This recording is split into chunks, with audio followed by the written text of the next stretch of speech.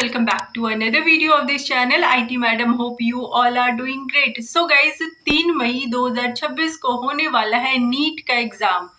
जितना इस एग्जाम को लेकर के बच्चे सोच रहे हैं उतना ही उनके पेरेंट्स, टीचर्स और वो एग्जाम को कंडक्ट करवाने वाले इन्विजिलेटर। सो गाइज, इस वीडियो में मैं बताने जा रही हूँ वो गाइडलाइंस जो कि इस बार नीट इन्विजिलेशन ड्यूटी करने वाले इन्विजिलेटर के लिए है। देखो, हर बार नीट एग्जाम में जो रूल होते हैं ऑलमोस्ट वो सेम होते हैं, लेकिन फिर भी जो पहली बार ड्यूटी करने जा रहे हैं उनके लिए गाइडलाइंस को पढ़ के जाना, उसको अच्छी तरीके से समझ के जाना बहुत ज़रूरी है, क्योंकि आपकी हर एक स्टेप, आपका हर एक तरीका बच्चों को अफेक्ट करेगा। तो बिना किसी गलती के इस एग्ज़ाम को सही तरीके से करवाओगे तो आपका बच्चों के ऊपर जो भी रिस्पॉन्सिबिलिटी बन रहा है वो सही तरीके से कंप्लीट होगा।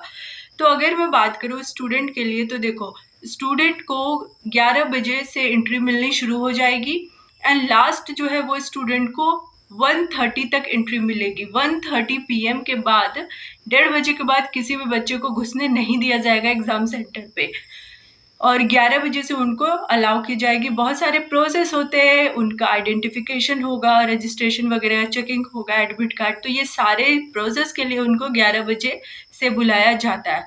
बट लास्ट टाइमिंग 1:30 है।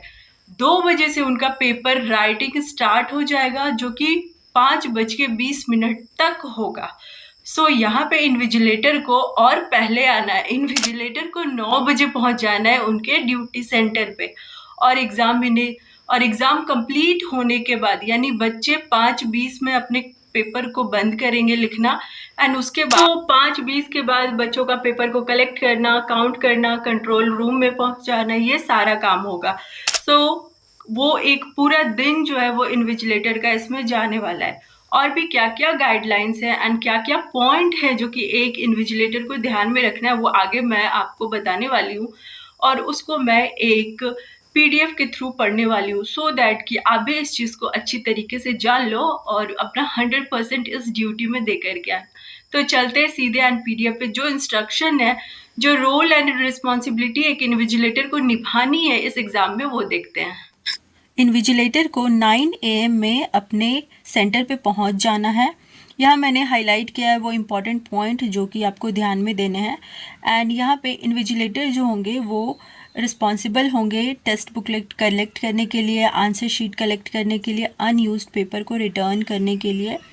यहाँ पे बहुत सारे पॉइंट हैं जिसमें से जो भी इम्पॉर्टेंट चीज़ मुझे लगी है उसको मैंने यहाँ पे हाईलाइट किया है।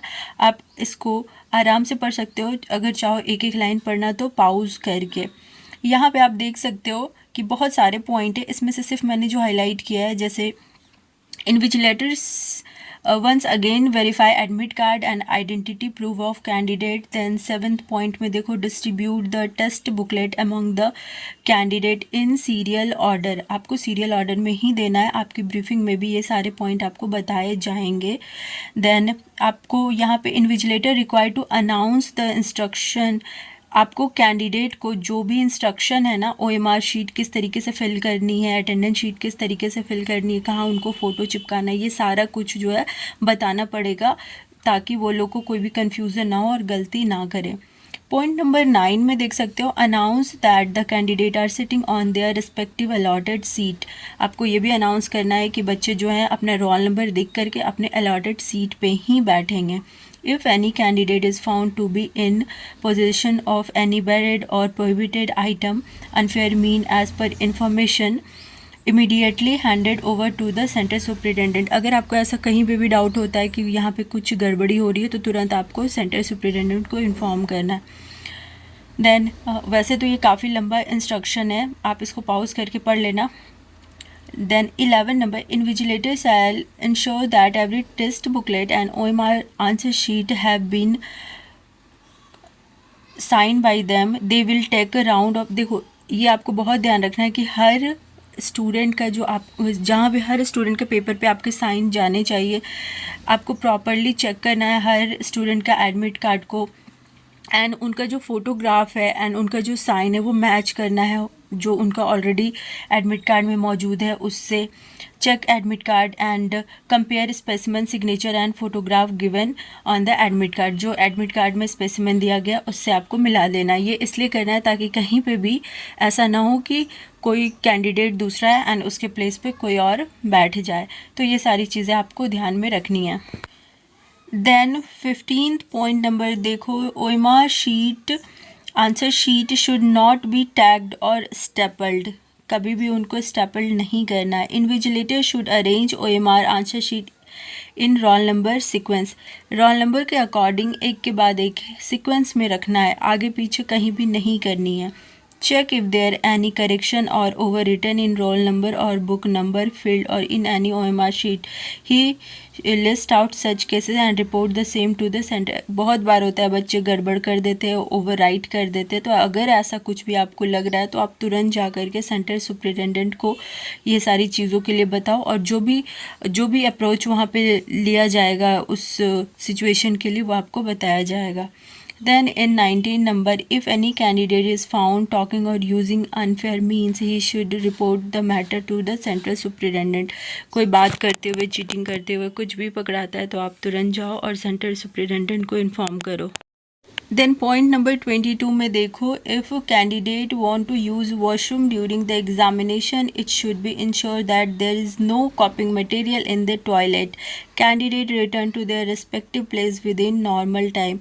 Special attention should be paid to those who visit the washroom more than once.